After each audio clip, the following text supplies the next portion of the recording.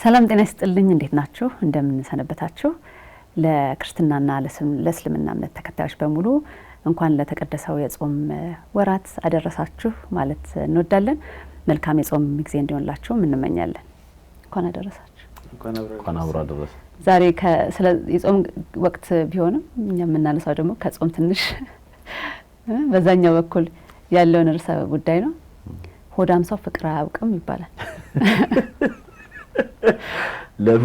ሆድ ሲሞላ ራስም ያንሳል እንዲህ የሚባል ነገር አለና ዛሬ ርዕሰ ጉዳያችን ከሆዳምነት ጋር በተያያዘ ነው እንደ ስድብ ይታያል እንዴ ነገር ምን ሆዳምነት ማለት ስድብ ሳይሆን ርዕሱ ተገቢ ሰዎች የሚጠሩበት ይመስለኛል እና ዛሬ ሆዳምነት ያው ጠባይና ግብሩን ስራውን ነው የሚገልጸው ነው ሆዳም ስትይ የሰብር ሪፈር ታረጋለሽ ሆዳምነት ቢሄቪየር ማለት ነው ዛሬ እንግዲህ ርዕሰ ጉዳያችን ሆዳምነትን በተመለከተ ነው የጾምንም ቢሆን ስለዚህ ጉዳይ ጥሩ ውይይት እናደርጋለን ብዬ አስባለሁ እንደተለመደው ከማብራሪያው ነው የምንጀምረው ሆዳምነት ጠባይም ቢሆን ምን ማለት ነው የሚለውን ሽሜ እንደተለመደው አብራራለን ከማለት ጀምር ነው ያልኩ ምን ጥያቄ አልገባኝ ትርጉሙ ምንድነው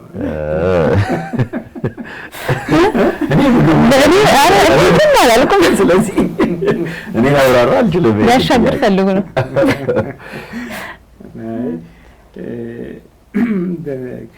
ጥሩ ነው በቀደም እንዳነሳሽው በጾም ወቅት ማንሳታችን ለዚህ ጠባይ ወይም ሆዳምነት ባለው በአመል መልስ ወይ መፍትሄ ወይ መድኃኒት ከሆኑት ነገሮች ውስጥ አንዱ ጾም ምናልባት በቀዳሚነትም ከሚጠቀሱት ውስጥ አንዱ እና ስለዚህ ጥሩ ነው ወቅቱ ነው የበለጠ እንግዲህ መድኃኒቱን እንድናጣጥመው ያግዘናል ብዬ አስባለሁ እና እንዳልሽው ሆዳምነት የሚለው ቃል ያው ተዘውትሮ የተለመደው እንደዚህ ሆነ ሆዳምነት ጥሩ አይደለም እንደዚህ አይነት ነገሮች ሲባል ስድብ መስሎ ሊታይ ይችላል ግን ስድብ አይደለም የሆነ ድርጊትን አመልን ጠባይን የሚገልጽ መጠሪያ በደንብ ብዙ ጊዜ ግን ልክ ቃሉ ሲነሳ ብዙ የሚበላ አይነት የሚል ትርጉም ነው ያለው በጣም ያሳንሰዋል በመጠን ብቻ ልንገልጸው ስንሞክር ማለት ነው እንግዲህ የሌላ አማርኛ ቃል ስላጣንለት ነው ራሱ መጠቀም የመረጥ ነው እና ሆዳምነት የምንለው ጠባይ ማመል አንድ ሰው ለምግብ እንደው በኋላ ሌሎችም ጉዳዮችን አያይዘን እናያለን ግን በዚህኛው አገባብ ለምግብ በጣም ጥልቅ የሆነ ስሜት ፓሽን ኖሮት ይሄ ብዙ ለመሰረታዊ የህይወት ፍላጎት ለመቆየት ወይም ለመኖር ከመብላት ለመብላት ወደ መኖር የመሻገር ስሜትን ነው የሚያንጸባርቀው ማለት ነው ይሄ አራት መሰረታዊ ነገሮች እዚህ ይታያሉ አንደኛው ነገር መጠን ነው መጠን ሰው ምግብን ይበላል የረሃብ ስሜቱ ሲጠፋና ሲታገስ ከዛ ሰውነታችን የሚነግረን አለ አይደለ በቃ ግን እዛ ደረጃም ደርሶ ማቆም በማይቻል ደረጃ ኤክሰሲቭ ማለት ከልክ በላይ መውሰድ ማለት ነው መጠን ሁለተኛ አይነት ነው ለሆኑ የምግብ አይነቶች የተለየ ስል እንትን ወዳለው እንትን ግን ብዙ ምርጫ አይደለም የሚለውን አይደለም እንደውም I will die for it dying for it ይሄ በቃ ለዚህ እኔ በቃ ለእንትን እሞታለሁ ሁሉ የሚል መገለጫ ያለበት በኋላ ይሄ አገላለጽ በራሱ ያለውን ችግር እናየዋለን ስለዚህ ያን በአይነት ይገለጣል ማለት ሁለተኛ መቼ የሚለው ነገር መቼ ነው መበላው አሁን አንዳንድ ሰዎች ይሄ በዚህኛው ጠባይ ውስጥ የሚገለጡ ሰዎች እኮ ጾም ለነሱ በጣም ከባድ ነው ትንሽ ምግብ ሳይቀርብ ሲቀርና እንትን ሲሆን ባሰባት በፈለጓት ሰዓት ካልሆነ አሁን ካልሆነ ቆይ እስቲ ትንሽ ታገስ፣ ወጥ እስኪደርስ ወይ ደግሞ እንጀራ ከንት እስኪወጣ ወይ ዳቦ እስኪገዛ ድረስ ምናምን ሲባል መታገስ የማይችልበት ደረጃ ማለት ነው። ይሄ በጣም ራበኝ ብሎ መንገብገቡ አይደለም፣ ግን በቃ በጣም አለመቻል በጣም ያን የሚገለጥበት። ከዛ ለምንድን ነው የምበላው? አሁን ለምንም ይታያል ማለት ነው። ሰው ለምንድን ነው ምግብ ይበላው? የምንበላው ምግብ ሰው የሚወስደው በአካል ጠንካራ ጤናማ ሆኖ መቆም እንዲችል ነው። ምግብ ከዚህ የተለየ ዓላማ የለውም። ለቁመተ ስጋን እንግዲህ ያለ ምግብ አይቆምም። ስለዚህ ምንድነው ማዳበሪያ ያለ እህል እና ሰውም እንደው እንደዚህ እንዲቆም ምግብ ያስፈልገዋል እና ያ ምግብ ከዛ ያለፈ ምክንያት ሲኖረው ማለት ነው ከመቆም እንደውም አንዳንድ ጸሐፊዎች ምን ይሉታል ኢቲንግ ፎር ፕሌዠር ማለት በምግብ ውስጥ ማለት በልቶ መደሰት አንድ ነገር ነው፣ ግን በልቶ አካላዊ ጥቅም ከምናገኘው ይልቅ ደስታ ቀዳሚ ቦታውን ሲይዝ በምግብ መደሰት ማለት ነው። አደራ እዚህ ጋር እንግዲህ እንደትን በልቶ መደሰት አንድ ነገር ነው፣ ግን ለመደሰት መብላት በሚሆንበት ጊዜ እነዚህ አራት ነገሮች ሆዳምነት የሚለውን ሙሉ ስዕል ያስቀምጡታል እና ከመጠን ያለፈ ነው ለማለት ነው። ወደ ስነ ልቦና ብንመጣ ደግሞ ደስ ይለኛል። ከዚህ ሆዳችን ውስጥ ከምንከተው ከሱ ባሻገር ሌላ መገለጫው ወደ ማብራሪያ ነገር ይኖር ይሆን ወይ? አሁን ያነሳናቸው ሆዳምነቶች በጣም ሰፋ ሊሉ ይችላሉ። ከምግብ ጋር አያይዘን ያነሳ ነው። ሎጂኩ አንድ አይነት ነው፣ ግን ሆዳምነት ለሌሎችም ጉዳዮች ይሄዳል። ስለዚህ ለሌሎችም ጉዳዮች ማለት ለምሳሌ ልክ አሁን ባነሳን ምግብ አስፈላጊ ነገር ነው። ሽሜ እንዳለው በልተን ደግሞ ስንጨርስ የምናገኘው ሳቲስፋክሽን አለ። ሰውነታችን የሚጠበቅበትን ስራ ለመስራት አስፈላጊ ነው። በቃ እነዚህ ነገሮች ምንም ጥያቄ የላቸው። ብዙዎቹ ጉዳዮች እዚህ ላይ አብሮ ትልቁ ነገር መጠን ነው። መጠን ስንል አማውንት ብቻ አይደለም። ሽሜ እንዳለው ይሄ የሚበላው መጠን ብዙ መሆንና ምናምን ብቻ አይደለም። መለኪያ ውስጥ አንዱ ሊሆን ይችላል፣ ግን ከሱ ተጨማሪ ደግሞ መጠንን ማወቅ በቃ ይሄኛው እዚህ ከደረሰ በኋላ ይበቃል የሚለውን መጠን ደግሞ ሲባል የሆነውን ጉዳይ በእኔ ቁጥጥር ውስጥ እንደሆነ ኮንትሮልም ደግሞ ያሳያል። ይሄን ያክል ነው የሚያስፈልገኝ፣ ይሄን ያክል አደርገዋለሁ። አሁን ለምሳሌ ባለሁበት ሰዓት ባልበላው ጾምን እያነሳን ስለሆነ ባልበላ ብቆይ ምንም አልሆንም። የሆነ ቀን ደግሞ ቆይቼ በላዋለሁ፣ እንደዚህ አደርገዋለሁ። ይሄኛውን ጉዳይ ደግሞ ብሎ ማሰብ ይሄ ኮንትሮል አለ ውስጡ ማለት ነው። እነዚህ ሶስት ነገሮች አሉ። ይሄ ጉዳይ ለብዙ ነገር ይሰፋል። ዝርዝሮቹን ስናነሳ በኋላ የምናየው ለስሜት ይሆናል ይሄ ነገር። ስለዚህ አንዳንድ ሰዎች ልክ እንደ የምግብ ሆዳምነት የመኖሩን ያክል የስሜት ሆዳምነት ያላቸው ሰዎች አሉ። የስሜት ሆዳምነት ማለት በቃ የትኛውም ያክል ስሜት አይበቃቸውም። የትኛውም ያክል ስሜት እርካታን አይሰጣቸውም። እርካታ ማለት ይሄ በቃ እስቲ አሁን ቢያንስ እዚህኛው የመደሰት ደረጃ ላይ ደርሻለሁ፣ የመርካት ስሜት ላይ ደርሻለሁ። ስለዚህ ይሄንን ኢንጆይ ያደረኩ ያጣጣምኩት ቆይቼ ደግሞ ሌላ ጊዜ ደግሞ አገኘዋለሁ የሚል አይነት አይደለም። በቃ አይቆምም። ኮንቲኒየስ የሆነ የማይቆም የማግበስበስ አይነት ፍላጎት እንዲኖራቸው ያደርጋቸዋል። የፓወር ሆዳምነት ያላቸው እንግዲህ ስልጣን ብዬ ለአንድ አካል ብቻ እንዳላረገው ብዬ ነው። የፓወር በተለያየ ደረጃ በተለያየ ሁኔታ የበላይነት በሆነ ሰው ላይ ባለስልጣን የመሆን ሆዳምነት ያላቸው ሰዎች አሉ። ማለት መቼም የማይበቃቸው የትኛውም ያክል ፓወር ቢያገኙ የነሱ እንትን ደስታ እንዳይሰማቸው የሚያደርግ ሰዎች አላቸው። እንዲህ ያለ ልናሰፋው እንችላለን። ስለዚህ ለምሳሌ ሆዳምነት አንዳንድ ጉዳዮች ላይ የመረጃ የእውቀት የነዚህን ሆዳምነት ያላቸው ሰዎች አሉ ይላል። ለምሳሌ ሲተነትን ቅድም ሽሜ የገለጻቸው መለኪያዎች ለነዚህ ለሁሉም ይሰራሉ። እንትኖቹ ማለት እነዚህ ነገሮች እንዲመጡ የሚያደርገው ከዚህ ጀርባ የምግብ ብቻም ሳይሆን አሁን የዘረዘርናቸው ጉዳዮች ሆዳምነት እንዲኖር የሚያደርጉት ስነ ልቦና ፑሺንግ ፋክተርስ የምንላቸው የተወሰኑ ነገሮች ማንሳት ያስፈልጋል፣ የበለጠ ጉዳዮቹን እንረዳ ማለት ነው። ልክ ስለ ምግቡ ስናነሳ ለምሳሌ ሰዎች ምግብ አስፈላጊ ነገር ነው፣ የሆነ ወቅት አለው፣ ሰዓት አለው፣ እንደየግለሰቡ ደግሞ ማህበረሰብ ደግሞ የተስማማበት ምግብ የሚበላበት ሰዓት አለው። እንደዚህ አላቅም ምን ያህሎቻችሁ እንትን ሌሊት የሚበላ ሰው እንዴ ምናምን ነውር እኮ ነበር አይደለ? ማለት ምን ሆነ ነው ሌሊት የሚበላው ምን ያህል በዚህ ሰዓት የምትበላው ምናምን ይባል ነገር ትሰማለህ። ማህበረሰብ የሚያስቀምጣቸው ህጋቶችም አሉ። የቁርስ ሰዓት ነው፣ የምሳ ሰዓት ነው፣ የራት ሰዓት ነው፣ በመሃል የመክሰስና ብራንችና ደግሞ ምናምን አለ ደግሞ አይደለ ፈረንጆቹም ጋር እንደዚህ ብቻ ለየአካባቢው የሆነ ሰዓት አለ።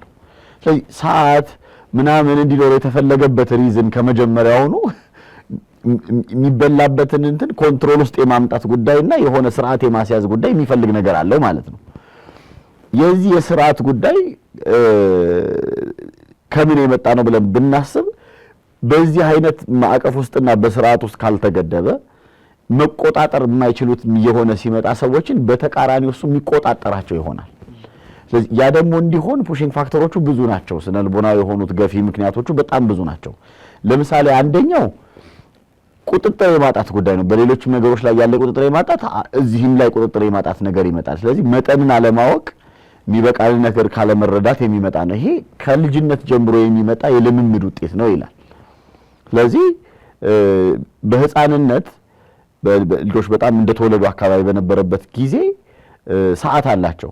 ይጠባሉ፣ ማስገሳት የሚባል ነገር አለ፣ ይተኛሉ። ከዛ ዲስኮምፎርት ሲሰማቸው ይቀየርላቸው እንደዚህና እንዴ አሁን ሰዓቱ እኮ እንደዚህ ሆነ ደግሞ አጥቢ ይባላል። ከልጅነትም ጀምሮ የሆነ ሰዓት ዝም ብሎ ስላለ ብቻ ጡት እናት ጋር ስላለ ብቻ ወይም ስለሚቻል ብቻ ዝም ብሎ ያገኙት ብቻ የሚኖሩት ነገር አይደለም የሚሆነው። ልክ እንደዛ የጀመረው ነገር ከፍ እያለን ስንመጣ ያበላል ሁኔታው እየተቀየረ እንደዚህ ይሄዳል። ትምህርት ቤት በነገራችን ላይ የመጀመሪያዎቹ የልጆች የዚህ ፕሪኬጂ ምናምን የምንላቸው የቅድመ መደበኛ ትምህርት የሚሰጥባቸው ቦታዎች ላይ አንዱ የትምህርቱ አካል በነገራችን ላይ መደበኛ የመመገቢያና የመተኛ የመነሻ ስራ የመስራት ሰዓትን እንዲለዩ ማስቻል ነው። ምንድነው ሐሳቡ? ቤት እያሉ መሶቡ ባጠገብ ነው፣ እናትየው እዛለች፣ ራቤ ባልኩበት ሰዓት በፈለኩበት ሰዓት አገኘዋለሁ። ትምህርት ቤት ግን መሶብ የለም። ምሳቃ ነሽ የሚሄደው የተመጠረ ነገር ነሽ የሚሄደው ምን ለማመደው ይሄንንም ጭምር ነው። እዚህ ውስጥ ራስን መግራት አለ፣ ፍላጎትን መግራት መቻል አለ። ይሄንን ልምምድ የማያለማምዱ ሰዎች አሉ። ለልጄ ደግሞ በሞላ እንጀራ ይብላ እንጂ እንደዚህ ይበል እንጂ ምናምን ያሉ ሰዎች ችግር ነው። ችግር የሚሆነው ሆዳምነትን እያስተማርናቸው ሊሆን ይችላል። መጠንን አለማወቅ፣ ልክን አለመረዳት እንደዚህ። ስለዚህ በዚህ መንገድ ሼፕ የተደረጉ ሰዎች በፈለጉት ሰዓት ባስፈለጋቸው ሰዓት ብቻ ሳይሆን በፈለጉት ሁሉ ሰዓት የሚበላ ነገር ማግኘት በቃ ሁሌ ይገኛል፣ ሁሌ ይሰፋል። ስለዚህ ሆድ እንዳሳዩት ነው አይደለ የሚለው። ግጥሙን ረሳሁት። ሆድ እንዳሳዩት ነው ይሰፋል፣ ግን ተሳስቷል። ከሀገር ግን በፍጹም አይሰፋም። እንዲያላችሁ ነው ሆዳም ሀገራቸውን የሚጠሉ ሆዳሞች የፈጠራችሁት የሚል አንድ ሴንስ ያለው ግጥም የገጠመ ሰው ነበር። ግጥሙን ስለረሳሁት ነውና እናስተምረዋለን። ማስፋቱን፣ መለጠጡን፣ አዳፕት ማድረጉን ይለምዳል። ስለዚህ ሆዳምነቱ ልክ ይሄ ለምግቡ ብቻ ሳይሆን ለስሜትም ለሌሎችም በዚህ መንገድ ይቀጥላል። በነገራችን ላይ አሁን ይሄ መከልከል ትክክል አይደለም፣ ይሄ በቂ ነው ያስፈልገዋል አለ ቤት ውስጥ ነገ ሲፈለግ ይበላዋል። ግን ለአሁን የሚበቃ አንድ ማንኪያ ነው፣ በቃ አለቀ። ይሄንን መልመድ አለመቻል ሆድን ማስፋት አንደኛው ምክንያት ነው። ሁለተኛው ሪፕሌስመንት ነው። ሪፕሌስመንት ማለት ምትክ አድርገው ሰዎች ይጠቀሙታል። የሆነ ስሜቶቻቸውን የሚያወጡበትን ጫናዎቻቸውን የሚቋቋሙበት ምናምን ያደርገው ያወጣል። በጣም የሚገርመው ሽሜ በጣም ደጋግሞ ያነሳዋል ሁሉ ጊዜ ፊልሞች፣ ግጥሞች፣ የምናያቸው ድራማዎች እንደዚህ ምን ያህል እንትን እንደሚያሳዩና የውጭ ሀገር ፊልሞች ላይ በተለይ የኛ ሀገሮቹ አክተሩና ፍቅረኛ ወይ ምናምን ሲጣሉ መጠጥ ቤት ነው አይደል ሄዶ የሆነ ጋይ ያረገ ቢራ ሲጠጣ ነው። ፈረንጆቹ ፊልም ላይ ደግሞ አንድ ኮመን የሆነ እንትን አለ። በተለይ ቲኔጀሮቹ ሲጣሉ ምናምን ሲሉ ይሄ ክሬም እንትን በትልቅ እየቃ የቸኮሌት እንትን ይዘው ይሄ እንደዚህ ይዘው ምናምን ቁጭ ብሎ ሲበሉ ነገር ያሳዩናል። እና ይሄ ስሜትን ወደ ሌላ ነገር የማውጫ በሌላ ነገር የመወጫ አይነትና ሌላ ጊዜ የማይበሉት ያክል በጣም ብዙ ሲበሉ ምናምን እንደዚህ ነገር አለ። ይሄ በነገራችን ላይ ለፈረንጆች በጣም ትልቅ በሽታ ነው። ኦፍ ኮርስ እኛም ሀገር አሁን እየመጣ ነው። በስነ ልቦና ሳይንስም ህመም አለ። ቢንጅ ኢቲንግ የምንለው ኢሞሽናል ኢቲንግ የምንለው ይሄ አንኮንትሮለብል በሆነ ደረጃ የሚመጡ እንደዚህ መቆጣጠር በማይችሉ ደረጃ የሚመጡ ነገሮች አሉ። መወጫ አድርገው መለማመጃ ነገር አለው። ሰዎችን ማለማመድ ሌላ ስሜቶቻቸውን በሌላ በኩል እያደረጉ አንድ የመጨረሻ ሐሳብ ላንሳና ሽሜተል እንትኖቹን ጨምርበታል። የመጨረሻው ሐሳብ ምንድነው? ወቅቶች ደግሞ ይሄ ማስታወቂያዎች እንደዚህ ነገሮች አቀራረቦች እነዚህ ነገሮች ሰዎች ብዙ እንዲበሉ የሚሆኑ ሆኖ ደግሞ የሚቀርቡበት ጊዜ አለ። ለምሳሌ ማስታወቂያዎች ተፈጥሯዊ በሆነው መንገድ አንቺ ለምሳሌ ልክ ሰዎች ሎሚ ሲጨምቁ አጠገብህ ወይ ሚጥሚጣ ሲይዙ አፍህ ላይ ምራቅ መሙላት ጣዕሙ መሰማት እንደዚህ ነገር አለው አይደለ? ስለዚህ ይሄ ስለምናውቀው ጣዕሙ ሌላ ሰው ሲያደርገው ስናይ እኛ ትዝ የመባል እንደዚህ ነገር አለ፣ የመነቃቃት ነገር አለን። ይሄን ስለሚያውቁ ማስታወቂያዎች ሲሰሩ በጣም በብዙ ትሪክ ምግቡ አክቹአሊ ሄደህ የምትበላው ምግብ እንኳን የዛን ያክል መልክና ምናምን የሌለውን ነገር ሁሉ ሳይቀር ብዛት እንዲኖረው አድርገው እንደዚህ አድርገው አይ ቲንክ ሶሻል ሚዲያ ላይ ነው ያየሁት። ምን ያህል ትክክል እንደሆነ አላውቅም፣ ግን ጃፓን ስትሪክት የሆነ ህግ አላት። ፓኬጂንጉ ላይ የተቀመጠውን ያክል ቅርጽና አይነት ምግብ ውስጥ ማግኘት አለብህ የሚል ህግ አላት ይላል። ሌሎቹ ሀገሮች ግን እንደዛ አይነት ነገር የለም። ማስታወቂያ በጣም ይተልቃል ወይ የሆነ ነገር ይሆናል፣ ምግቡ የተለየ ነው። ስለዚህ መጀመሪያ ጭንቅላትህ አይቶ የሚሄደው ፈልገህ የምትሄደው ያንን ማስታወቂያው ላይ ያየኸውን ብዙን ነው። የሚያቀርቡልህ ግን እሱን አይደለም። ስለዚህ አይምሮህ መጀመሪያ አይቶ ሴት አድርጎ የሄደው ያኛው ማስታወቂያው ላይ ያየውን ብዙን ስለሆነ ያቀረቡልህ ትንሽ ስለማያጠግብህ ብዙ እንድትበላ ያደርጉሃል። ሰሟት የማርኬቲንግ ስትራቴጂ ነው። በሌላ ተቃራኒ መንገድ ደግሞ ያው ብዙ እንድትበላ ኮንሱም እንድታደርግ የሚያደርግ አይነት እንትን ይሆናል ማለት ነውና እንዲህ አይነት የሚመስሉ ነገሮች ለሌሎቹም ይሄዳሉ። ስለዚህ ለምሳሌ ስሜትን በሚመለከት ልክ አሁን ባነሳነው ሁኔታ በሌላ መልኩ ያጣነውን ከሌላው ቦታ ያጣነውን ደስተኛ የመሆን ነገር ምናምን አጠገባችን ካለው ሰው ሙጥጥ ብሎ ሲያልቅ ድረስ ያንን ስሜት ማግኘት መፈለግ ልክ እንደ ምግቡ ይሆናል። ስልጣንንም እና ጉልበትን ፓወርንም በሚመለከት የማረጋገጥ እኔ ጀግና መሆኔን እኔ እንትን መሆኔን መወደዴን ምናምን ለማረጋገጥ እንደምፈልገው ሁሉ ስልጣንም ሁሌ የበላይ ሆኜ መቀጠልን ለማስፈልግ የትኛውም ስልጣን በቂ ነው ብሎ አለማሰብ። ስለዚህ በቃ ያገኘኸው ኖሮ መጨመር እንድትፈልግ የሚያደርጉ አይነት ስሜቶች ከዚህ ጋር እያያዛሉ ማለት ነው። እንደ ቀልድም ተብሎ የሚነሱ ነገሮች አሉ። ከዚህ በፊት በልተህ አታውቅም እንደ ወይ በልተሽ አታውቅም እንደ ወይ ምግብ አይተህ አታውቅም ወይም ስላልነበረው ስላላየው ሊሆን ይችላል አሁን ወደዛ ህይወት የመጣው የሚባልም እንትን አለና ምንድነው ወደዚህ አይነት ልምምድ ወይም ወደዚህ አይነት ወደ ሆዳምነት ሊወስድ የሚችል ወይም በቃኛ ለማለት ውስጥ የሚያመጣን የትኛው ነገራችን ነው? ምክንያታችን ምን ሊሆን ይችላል? ያው በርካታ ምክንያቶች ሊኖሩ ይችላሉ። እንግዲህ አንደኛውና መሰረታዊው ምክንያት እንግዲህ ከምግቦቹ ጋር የምናደርገው ልምምድ አእምሯችን ላይ የሚፈጥረው በተለይ ደግሞ የዚህ ሽልማት ስርዓትን በለው ምንድነው የዶፓሚን ያ ንጥረ ቅመም እሱን ተከትሎ የሚመጣ ስለዚህ ከምግቡ ጋር የምንፈጥረው ቁርኝት አለ። ያ ቁርኝት ደግመን ደጋግመን ያን ምግቡን መብላታችን የሚሰጠን ደስታ ፍለጋ እንድንሄድ ያደርጋል። በተለይ ስኳርነት ያላቸው እና ስብ ያላቸው ምግቦች ይሄንን ስርዓት ላይ ተጽዕኖ የማሳረፍ በተለይ ዶፓሚን መንጨት ላይ ትልቅ ሚና አላቸው። ካየናቸው አብዛኛውን ጊዜ ወርጋቸው ሱስ ይሆናል እኮ የምግብ ሱስ ፉድ አዲክትስ አሉ እና እኔ በቃ እንትን ወደ ኋላ ለልበትን ወደ ኋላ ኢቭን አንዳንዶቹ የጤና ባለሙያ ከልክሏቸው ለጤናቸው አደጋ ነው ይሄን ምግብ እንዳትበሉ ብላቸው በልቼ ልሞት በቃ የሚል አቋም ላይ የሚደርሱ በዛም ምክንያት ህይወታቸው ጤናቸው የሚዛባ ህይወታቸው አደጋ ላይ የሚወድቅ ሰዎች አሉ። ጤናማ ሆኖ ለዚህ ነው እና ያ እዛ ስርዓት ላይ የሚፈጠረው ጉዳይ ሞር እንዲፈልጉት ያደርጋል። አንዱ መሰረታዊ ነገር ይሄ ነው። ሁለተኛው ቅድም ይሄን ጠቆም አድርጎታል። ስነ ልቦናዊና መንፈሳዊ ጉድለትን ለመሙላት የሚደረግ የማካካሻ መንገድ ሆኖ ወይም ማምለጫ መንገድ ሆኖ እናየዋለን። እንግዲህ ሁልጊዜም በህይወታችን ውስጥ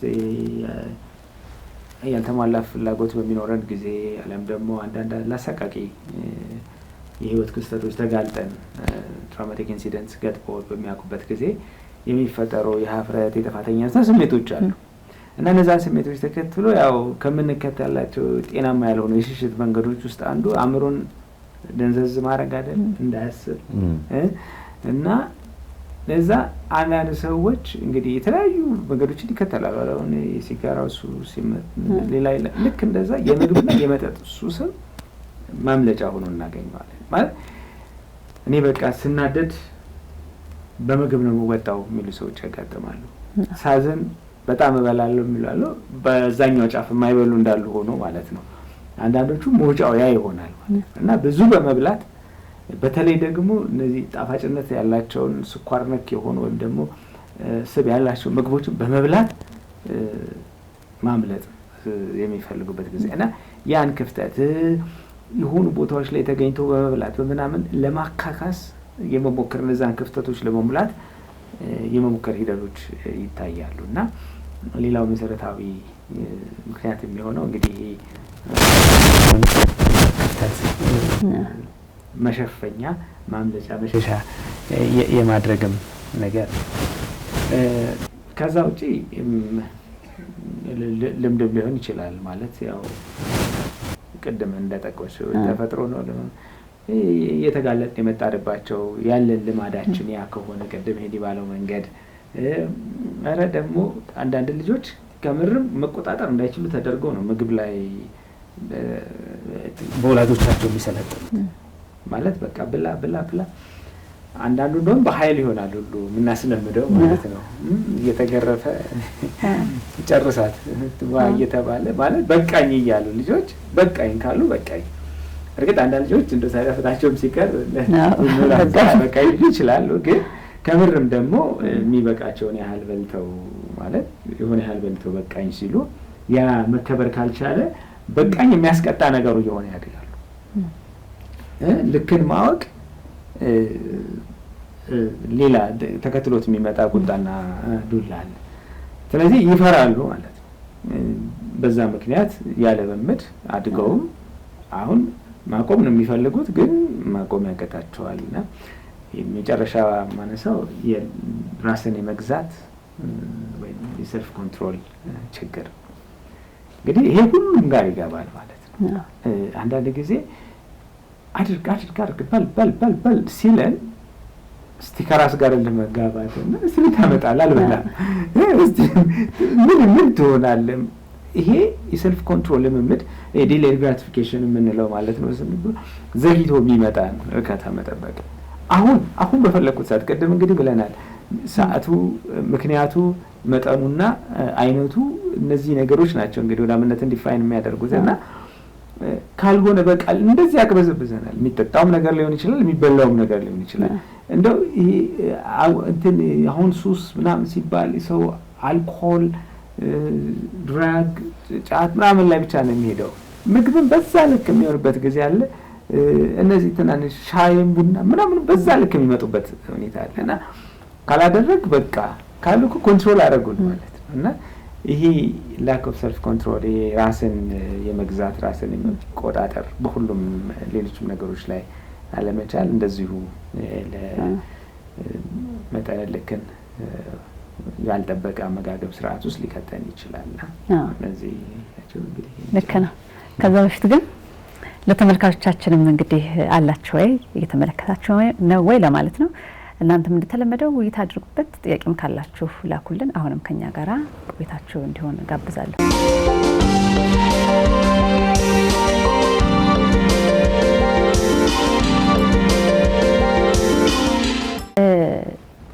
ዴፊኒሽኑም እንግዲህ የመጣንበትም ደግሞ ምክንያቶቹን በተወሰነ መንገድ አንስተናቸዋል። ግን የሚያመጣው ደግሞ ተጽዕኖ ይኖራል የኛም ህይወት ላይ ሌሎችም ሰዎች ላይ የስሜት ጫናም ሊፈጥር ይችላል። ገንዘባችን ላይ፣ ጊዜያችን ላይ፣ በጣም ብዙ ነገሮቻችን ላይ የሚያመጣው ጫና ሊኖር ይችላልና እስኪ እነሱን ደግሞ እናንሳ።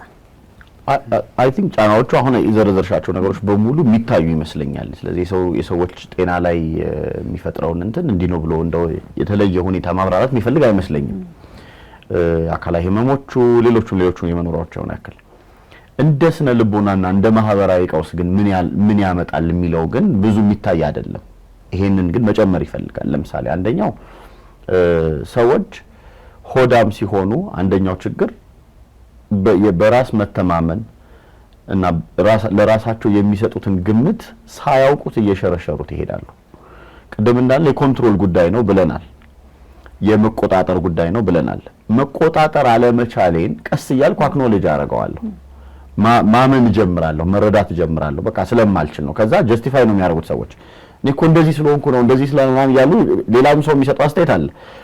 ምን ያህል እንደዚህ እስክትሆን ድረስ አንተ ምናምን መባሉን እየተለማመዱ ሲመጡ ይሄ ሁሉ የሚነግረን ምንድነው? አልችልም፣ አረባም፣ እኔ ለካ እንደዚህ ማድረግ አልቻልኩም የሚለው ነው። በተለይ በጣም ከባድ ደግሞ የሚያደርገው ራሳቸው ጋር ያለውን ነገር መቆጣጠር አለመቻላቸው የበለጠ ያረጋግጣል።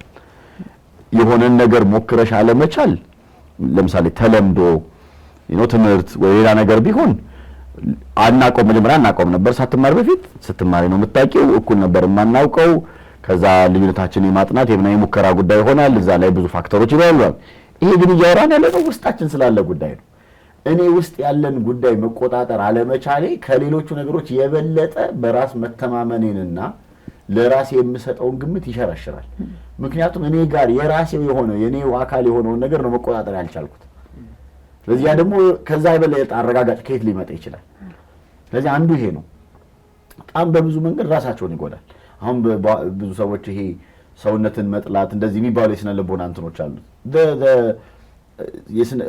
ገፊ የሆነው ስነ ልቦናዊ ምክንያት ከጀርባ ያለው አንዱ በነገራችን ላይ ይሄ ነው ራሳቸውን ይጠላሉ ቅርጹን ብቻ አይደለም የሚጠሉት ራሳቸውን ይሄ እኔ የሚለውን ራሳቸውን አልቻልኩም መቆጣጠር ባለመቻሌ እንዲያደረኩት ራሴ ላይ ምናምን የሚለው መጥላት ውስጥ አለመቻል ራስን መጥላት በደንብ አለበት አንደኛው ችግር ይሄ ነው ሌላኛው ስነ ልቦና ችግር መፍትሄው በሙሉ ይሄ ይመስለንና የሁሉ ነገር መፍትሄ ሆኖ ሌሎች መፍትሄዎች ማሰብ ቅድም ይሄ ለሚያጋጥሙ ነገሮች በሙሉ ጉዳዩን ወደዛ መውሰድ ሲኖር በቃ ማለት በአእምሮ እያሰቡ ነገሮችን እየሞከሩ እየፈተሹ ሌላ መንገድ አለው ወይ በዚህ በልኩ ቢታይ እንዲህ ብሎ ማሰብ እንዲቀር ያደርገዋል እና መጨረሻ ላይ ጉዳዩ ሁሉ ምግብ ይሆናል እና ሁሉ ነገር ስለሆድ ይሆናል እንደዛ ይሆን ይመስለኛል አሁን በቃ ሁሉ ነገር ሆድ ብቻ ነው ወይ ከዚህ ውጪ ያለ ሌላ ጉዳይ የለም ወይ ቅድም ሽሜ ጾም የዚህ መድኃኒት ነው ሲል አዎ ማለት ከምግብ በላይ ሌላ ዋጋ የሚሰጠውና ትልቅ ቦታ ያለው ነገር አለ የሚለውን ምናረጋግጥበት እኮ ነው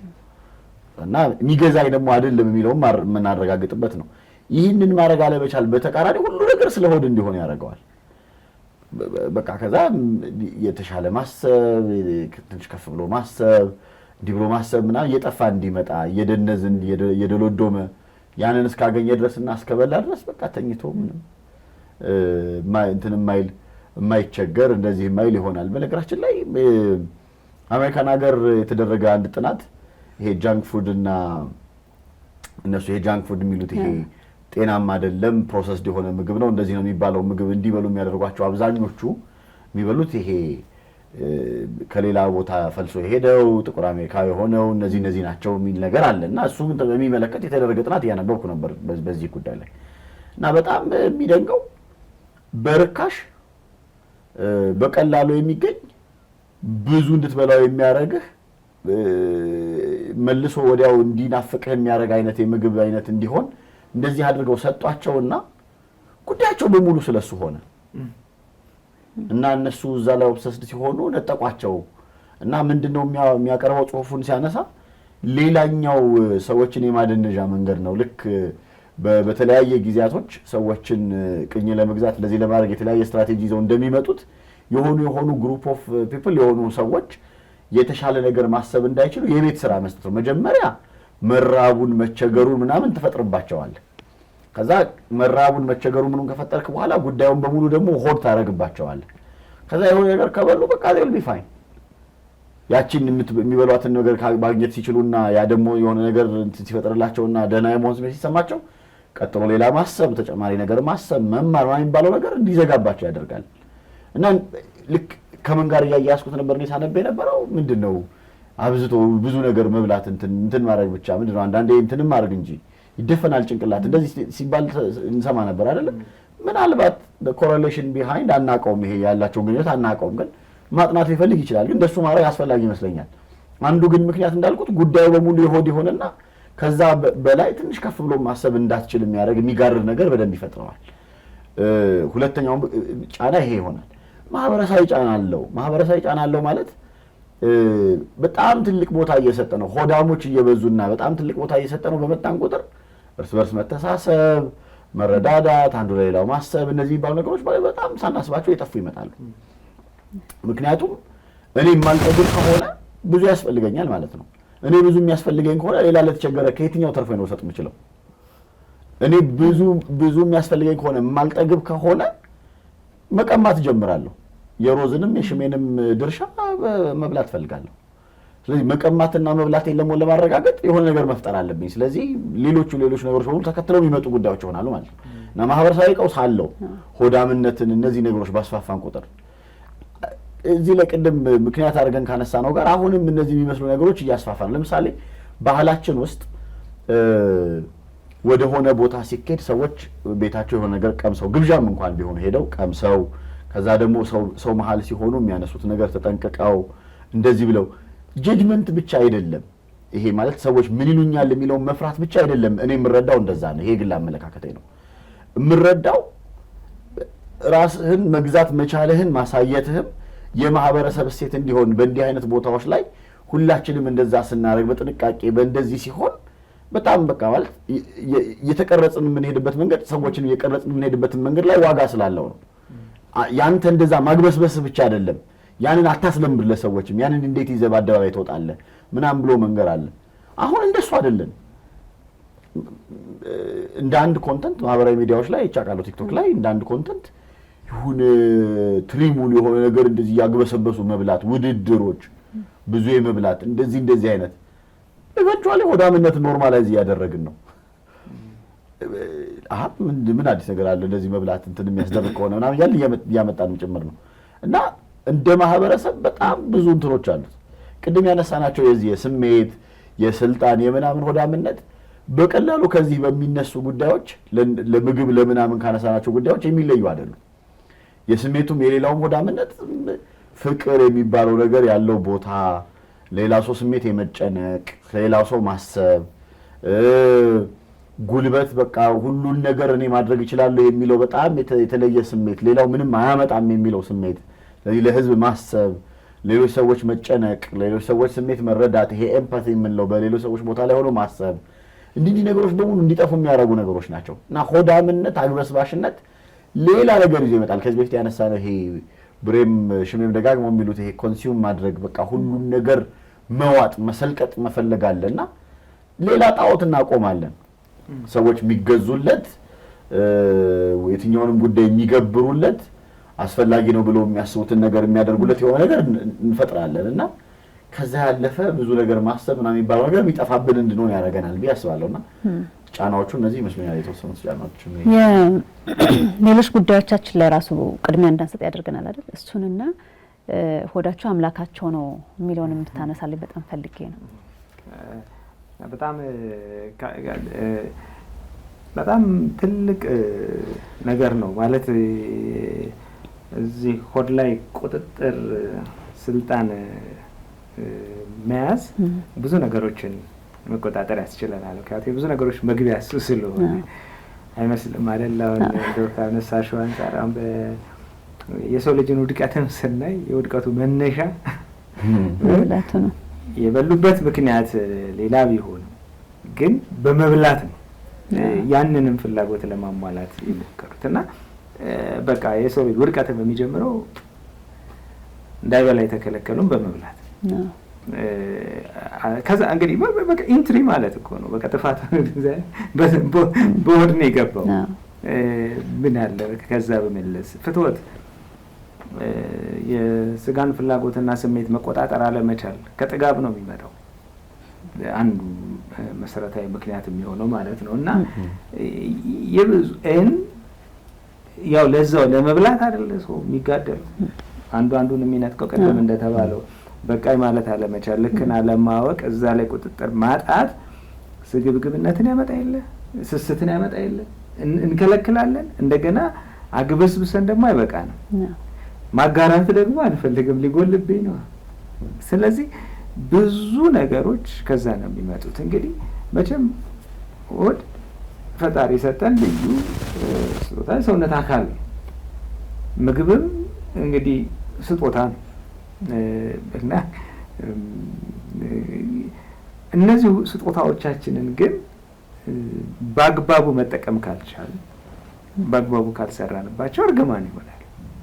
አንቺ እንዳነሳሽው አሁን ሰው ሆዱን ማምለክ ይጀምራል ማለት ሁሉን ነገር በሆድና በሆድ ሲለካ በምግብና በምግብ ሲለካ በቃ ይሄ ስጦታ የነበረው ነገር አሁን ጣዖት ይሆንብናል። እኔ ጣዖት ብሎ እንደገለጸው ጣዖት ይሆንብናል። መመልከቻ መነጽራችን እሱ ነው። እርካታችን፣ ደስታችን፣ ሁሉ ነገራችን፣ ስኬታችን የሚለካው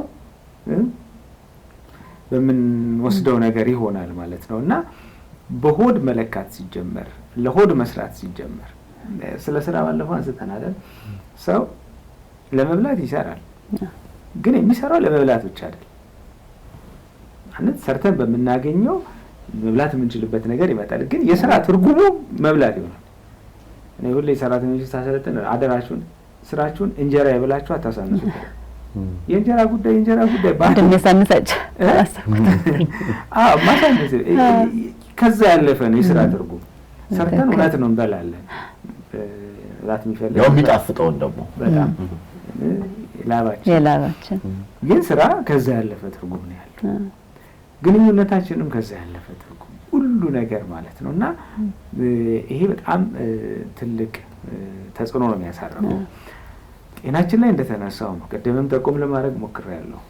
ማለት ለጤና ተስማሚ አይደለም የተባለውን ነገር እንኳን ማቆም እስኪያቅተው ድረስ ሰው ከሄደ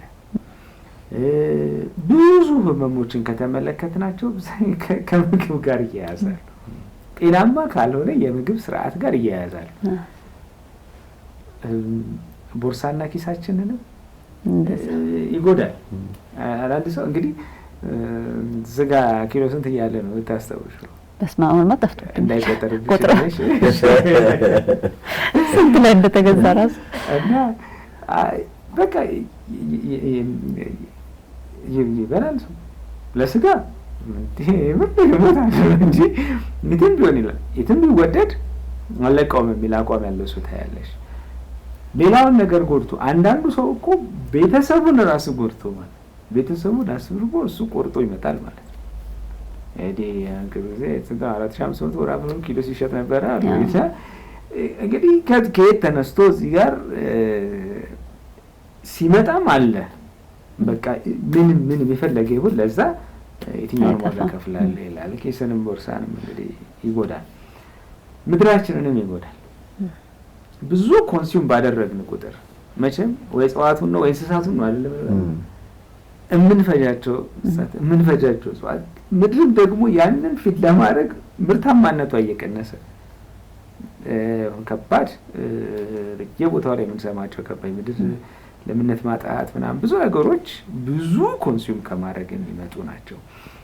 ቀላል ነው አንድ ምናምን አንድ ሰው በልቼ ተቆጣጣሪ ብላለን እንችላለን። ግን ኢትዮጵያ እንኳን ስንት ሚሊዮን ሰው ነው ያለው?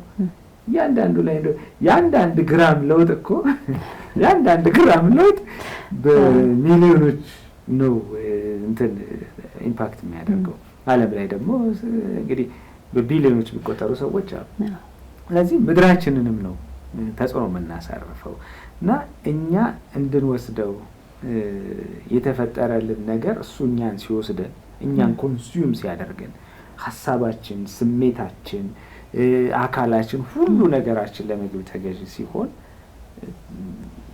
ተጽዕኖ የማያርፍበት ቦታ የለም ማለት ነው። እዚህ ነው አንድ አባቴ እኔ ታላቅ አባት እንደው ዝሙትን ለማሸነፍ ምን ላድርግ ብሎ አንድ ሰው ሲጠይቀው ሆድህን ጠብቅ፣ አፍህን ጠብቅ፣ ለወቀው አትበል፣ ለወቁኝ አትበል እና ሆድህን ጠብቅ ነው።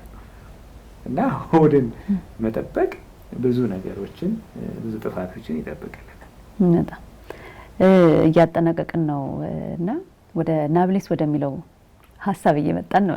ወደ መፍትሄው እንዴት አድርገን ነው የምንከላከለው? አሁን ችግሩ እንደው መብላቱ ብቻ ሳይሆን ሌሎችን ነገሮች ሁሉ ነው እንትን የሚያደርገው የሚነካካውና እንዴት አድርገን የራስን መግዛትም ራሱ አንደኛው ወደዛ ደግሞ እንዴት አድርገን ልንመጣ እንችላለን? ልናስተካክለው አንደኛው ከልምምድ ነው። ከልምምድ ማለት ከልጅነት ጀምሮ ይሄንን ኮንሸስ ሆኖ ማለማመድ ነው።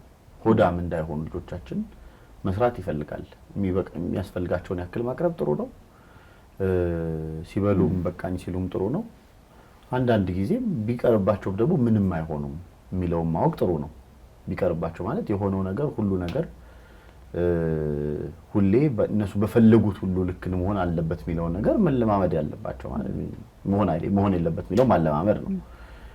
ከዛ ደግሞ በተግባርም ማሳየት ይፈልጋል። ስለዚህ አዋቂውም ሰው ደግሞ ልክ እንደዛ ሲሆን ማሳየት አለበት። አዋቂው ሰው ሚስገበገብ ምናምን የማይጠግብ እየሆነ እነሱን እንደዛ ማስተማር አይቻልም። እሴቶቻችንን መጠበቅ ሌላኛው ጉዳይ ይመስለኛል። እንደ ማህበረሰብ የነበሩን እሴቶች ያለ ምክንያት አይደሉም። እንግዲህ መቀየር ያለባቸው በጊዜ ሂደት የምንለውጣቸው ነገሮች የሉም እያልኩ አይደለም። ግን አብዛኞቹ እሴቶቻችን ጠንካራ የሆነ ሃይማኖታዊ፣ የፍልስፍና፣ የሳይንስን መሰረት ስላላቸው እሴቶቻችን በጣም ጠቃሚ ናቸው ብዬ አስባለሁ። በቃ ማለት መንገድ ላይ እየተበላ አይኬድም ሲባል መንገድ መጥፎ ስለሆነ ሌላ ነገር ስላለው ምናምን እኮ አይደለም። በቃ ተቀምጦ በስነ ስርዓት ሰው እስቲ ቁጭ ብለህ ብላ፣ እንደዚህ ብለህ ብላ፣ በሁለት እጅህ አትብላ። ማስታውሰው ስትጎርስ እጅህ እዚህ ጣትህ እዚህ ድረስ ነው እንጂ እዚህ ድረስ መዳፍ ድረስ እንዴት ይለካሃል? እንደዚህ ስታኝክ ጉንጭህ ሞልቶ እንዴት ይታያል? ቴብል ማነር እኮ በነገራችን ላይ የሰዎች እንትን የሚሰለጥኑት መለኪያ እኮ ነው። አሁንም ድረስ እኮ የሰዎች እንትናቸው መለኪያ እኮ ነው። ቴብል ማነር እኮ በጣም ትልቅ ነገር ነው። እና እሴቶች ቦታ አላቸው፣ ያለ ምክንያት አልሆኑም። እና እሴቶቻችን ሆዳምነትን፣ አልጠገባይነትን በጣም የሚያስቀሩ ናቸው። እና በልክ መብላት እንደዚህ ማድረግን የሚያለማምዱ ናቸው። እሴቶቻችን ላይ ብንሰራ ሌላኛው መፍትሄ የምናገኝበት ነው ብዬ አስባለሁ። ሰዎች ኮንሽስ መሆን ቢጀምሩ፣ ለምሳሌ ሁሉንም ዝም ብሎ ይሄ ማግበስበስ እንደዚህ ነገሮች መጠን መጀመርን ኮንሽስ መሆን ቢጀምሩ፣ ሌላኛው ጉዳይ ልክ ማሰብና በቃ የሆነ ጊዜ ያለንበት የጾም ወቅት አይደለ? ስለዚህ ለምሳሌ በቃ ጾም በጣም ትልቅ እንደው ምናልባት የእምነቱ ተከታዮች እንዲረዱ የምንፈልገው ጉዳዩን በሙሉ ከምግብና ጾምን ከምግብ ከመከልከል ጋር ብቻ እያያዝ ነው አይደለም። ግን በጣም ብዙ መንፈሳዊ በረከት የሚታፈስበት ነው ለብዙ ለሚጾሙ ሰዎች። አንዱ ራስን መግዛትን፣ የሆነን ነገር እምቢ ማለትን፣ በጉዳዮች ላይ ያለንን የቁጥጥር አቅማችንን የምናሳይበትም ስለሆነ በዛ ልምምድ ቁጥጥራችንን መልሰን ማግኘት እንችላለን። እንዴ ለካ ቢከብደኝ መስሎኝ ነበር፣ ለካ ማለት እስከ 6 ሰዓት ስትሆ ምንም ለካ አልሆነም፣ አንድ ለቀን ያዛጋኛል እንጂ ከዛ በኋላ ደህና ነኝ ለካ እችላለሁ። ከዛ ከፍ ሳረገው ደግሞ በቃ ምንም አልሆንም። እንደውም አንዳንዴ እንዴት ነው ያገኙት ይሄን ሁሉ ጉልበት ምናምን እስክል ድረስ ሆናለሁ። እንዴ አዳዲስ ነገር ይለምዳሉ ሰዎች ማለት ነው። እና ቁጥጥራችንን መልሰን እናገኝበታለን። ማይንድፉል ኢቲንግ የሚባል ኮንሰፕት አለ። ማይንድፉል ኢቲንግ ማለት ስበላ አሁንና እዚህ ላይ ብቻ ሆኜ ምግቡ ላይ ትኩረት አድርጎ አሁን ይሄ ስልክ እየጎረጎሩ መብላት፣ ልጆችን ስልክ እያሳዩ ማብላት፣ ተሰብስበው ይሄ ጨዋታ ምናምን እሺ፣ ግን እንደው እየጎረሰ እንኳን ያለው ምናምን ሳያውቅ አንተ ሳናውቀው እኮ ብዙ በላ ምን ይላሉ ሰዎች። ማይንድፉል ኢቲንግ አልነበረም ነው ማለት እየበላ ያለሁትን ነገር አጣጥሜ ምን እንደበላሁ እርግጠኛ ሆኜ ሲበቃኝም ሰውነቴን አዳምጨው በቃ አሁን እዚህ ደርሻለሁ ይበቃኛል ብዬ ነገር ማቆም የምችልበትን አይነት ልምምድ መለማመድ በጣም ጥሩ ነው ሰዎች። እና እነዚህ ልምምዶች ሰዎችን የተሻለ ከሆዳምነት እንዲወጡ ያደርጋቸዋል። ቅድም ያለ የስሜት የሌሎቹም ጉዳዮች በጣም ማሰብ የሚጠይቁ ነገሮች አሉት። ሚዲያው ሌላው ነገር ከዚህ በፊትም በጣም ደጋግመን ተናግረናል። ለመላልስ የምናነሳው የማህበረሰብን ሰብዕና ከመቅረጽ አንጻር ዋጋ ያላቸው ነገሮች ናቸው። እኔ እንግዲህ ዝም ብዬ ስገምት ይሄ ጉዳይ ምን ያህል ይገባቸዋል ያንን የሚሰሩት ሰዎች የሚለውን አላውቅም። አንድ ያስቀምጡት የሆነ ቪዲዮ ለብዙ ሰዎች አይተውት በምን ያህል መጠን የሰዎችን ሰብዕና ቀርጾ ምናምን ብሎ የሚያመጣው ምን ያህል ነው የሚለው ይገባቸዋል አላውቅም። ግን በቃ እንደዛ ያደርጋል። ስለዚህ እንደዛ ከሆነ መጠንቀቅ አለብኝ ማለት ምን እያስተላለፍኩ ነው፣ ምን እየነገርኩ ነው፣ ያ ሲቆይ ምን አይነት ለውጥ ያመጣል የሚለውም ላይ ማሰብ ሌላኛው ጉዳይ ይመስለኛልና ማሰብ ለሰዎች ለሀገር ለነገ ማሰብ መጀመር ዝም ብሎ ሆዳም ሰው ላለመፍጠር አስቦ መስራት እንትን ይመስለኛል፣ ጥሩ ነገር ይመስለኛል። እነዚህ ነገሮች ናቸው መፍትሄ ይመስለኛል። በጣም ጥሩ ስሜ መልካም ነው ያስቀመጠው። ራስን መግዛት ራስን መቆጣጠር መለማመድ በወሳኝ ነገር ነው። እዚህ ብቻ ሳይሆን በሁሉም እና የዕለት ተዕለት የህይወት ልምምዳችን ማድረግ ይገባናል። ዛውጂ እንግዲህ ምግብ እንደ አንድ የመሸሻ አማራጭም ማደል ሰዎች ይከተሉታል ያልነው ከዛ አንፃር እነዛ ስሜቶቻችን ላይ መስራት ነው። ሀዘንን በተገቢው መንገድ ሀዘኔን፣ ጭንቀቴን፣ ደስታም ሌሎችም ስሜቶችን በተገቢው መንገድ መግለጽ መቻል መለማመድ። እንግዲህ ቅድም ችግሩ ላይም እንዳነሳ ነው ሰዎች ከበሉ በኋላ አንዳንድ ሰዎች ያዝናሉ፣ ይጸጸታሉ መልሰው። ምክንያቱም ወይ እንትን መንፈሳዊ ስነ ስርዓታቸውን አፍርሰዋል፣ መንፈሳዊ ስርዓት የተደነገገውን ነገር አፍርሰዋል፣ አሊያም ደግሞ የጤና ባለሙያ የሰጣቸውን መመሪያ ጥሰዋል፣ አሊያም ከፍተኛ የሆነ ገንዘብ አውጥተውበታል ምናምን እና እንደገና መልሶ የሚመጣ የሀፍረት የጸጸት ስሜት ደግሞ አለ እና እነዛን ሁሉ ይጠብቀናል። ከዛ አንጻር የራስን የመቆጣጠሩ ልምምድ በጣም ወሳኝ ነው። እንደ አንድ ነገር አንስቼ ጨርሴ እኔ በደንብ መፍትሄዎችን ስላስቀመጣቸው ጾሙን ሁሉንም ረክቶታል እና ቅርብ ጊዜ አንድ ቦታ ላይ ምሳ የበላን የሚጠጣ ብለው ሲታዘዙን ውሃ አልኩኝ እና አይ አምቧ ይምጣል አለኝ። ደግሞ አንድ ወዳጄ ለምን አልኩት፣ እንዲበትንልህ አለኝ። ይሰበስብ እንጂ